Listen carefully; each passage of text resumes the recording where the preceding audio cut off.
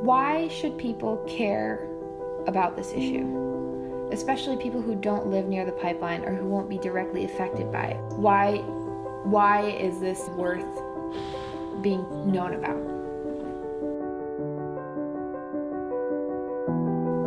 The PennEast Pipeline is an important issue for anyone who cares about climate change. Even if the pipeline doesn't affect you directly, it's not just about the local impacts, which are huge, but it's also about its global impacts. Climate change is a crisis, and we don't have a lot of time, and we can't take time going in the wrong direction. PennEast is a pipeline that takes us in the wrong direction.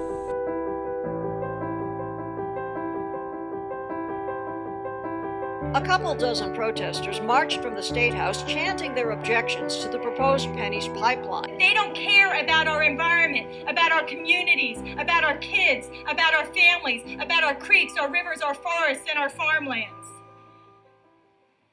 They have made clear that they are going to try to pass this pipeline through no matter what it takes.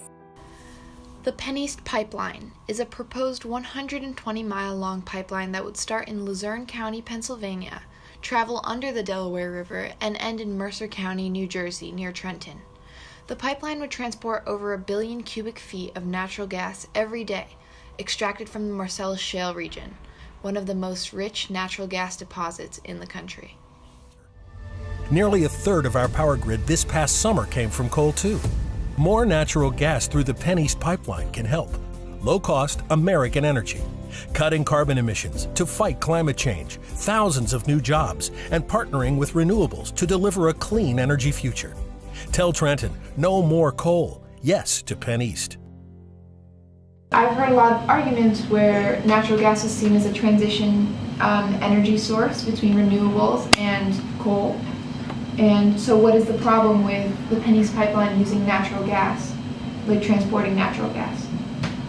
So the gas that's going to be transported through the PennEast Pipeline project is secured from the earth through a process known as fracking, right? So it's fracked gas, it's fracked shale gas. Natural gas makes it sound so pretty and nice. It's not pretty and nice, it's horrible. They're using water and a lot of chemicals and some sand and other things, and they fracture the rock by pushing it at a very, very, very high speed. That fractures the rock, it releases the oil and the natural gas. Natural gas or methane is 86 times more powerful than carbon in trapping heat. So what that means is it actually warms the atmosphere 86 times greater than carbon. We're against the development of natural gas and fracking for gas, and we're against it because of the uncontrollable and really unavoidable environmental impacts of injecting chemicals into the ground and then handling the toxic wastewater that's produced, and all of the land conversion that occurs, the air pollution, the water pollution. Whoa, Jesus Christ.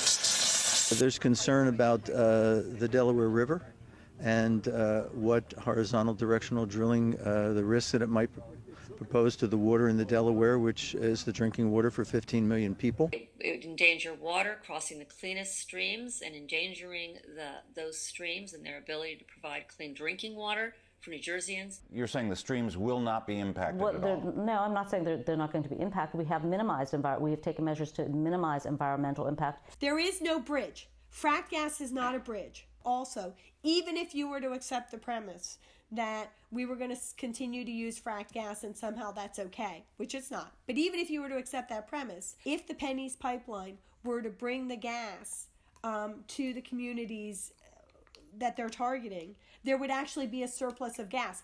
Those communities in Pennsylvania and New Jersey already have plenty of gas. They don't need any more. There's no need. It makes you ask the question, why? Why are they really doing this? It's not for the people's benefit. Yeah, I know about self-dealing. It's where they build, the company building the pipeline then is the company that the gas is supposedly for. Okay. 4 big companies own the pipeline, and they have other companies that they own. In order to show if there's a need for the gas, you should go out in the market and do studies and say, hey, do we really need this gas? They came back and said, no, we're going to sell it to companies that we own because we're able to sell it. Of course there's a need. The fact of the matter is, in one form or another, it's the PennEast Pipeline Company contracting with itself for the PennEast Pipeline Company's gas in order to prove that the PennEast Pipeline Company is fulfilling some need. It's really a blatant case of self-dealing and designed to misrepresent the facts so that they can more easily get the approval that they need. And unfortunately, we see this across pipeline projects of this kind, and the Federal Energy Regulatory Commission uniformly allows pipeline companies to get away with it. If it's an interstate pipeline, if it goes through more than one state, then it automatically needs to be approved by the Federal Energy Regulatory Commission, Right. or FERC.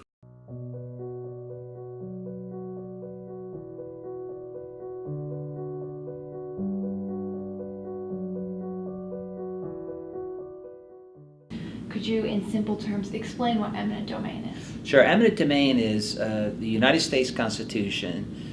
The Fifth Amendment says the United States government can take private property for a public use. And that's how they build roads, that's how they build schools, and what we normally think of as public projects. However, Congress is allowed to give that power of eminent domain to private companies in order to have infrastructure projects, railroads, major highways, and here, a pipeline company. Basically, it's taking away land from people who've invested years, decades, in building their farms, building their properties. They're supposed to get just compensation. That doesn't always happen. Yep. I have lost about $500,000 in property value. And, I have 3 kids in college and, their futures to think about, and that's stealing from them. All for a pipeline that's not needed, not wanted. And so, 5 companies can make a bunch of money at my expense and my community's expense. And that's what's so upsetting to people, which is it's not the government. It's a private company taking your property to make money.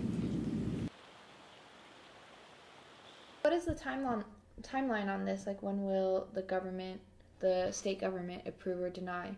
Well, right now, PennEast is conducting surveys on the land, and when the surveys are complete, they will then apply to the Department of Environmental Protection, and then the Department of Environmental Protection will have hearings and review the permit. I do have a lot of confidence in the New Jersey Department of Environmental Protection, and because the route they picked goes through so many environmentally sensitive areas, that the route they picked is ultimately going to defeat this. It's going to be very difficult for them to show that there's no significant impact on the water in New Jersey. It's simply not necessary. We have enough capacity. You don't need this pipeline. We are perfectly poised as a state to transition from natural gas to renewable energy.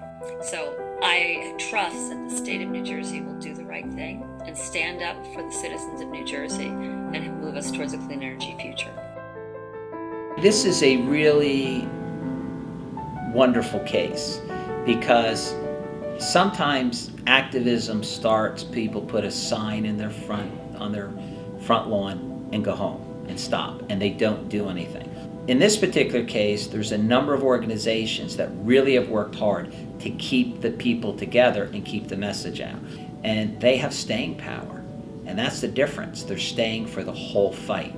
If you ask me when's it going to be constructed, I'll tell you never. And it's never because we're going to defeat it. We're going to be victorious.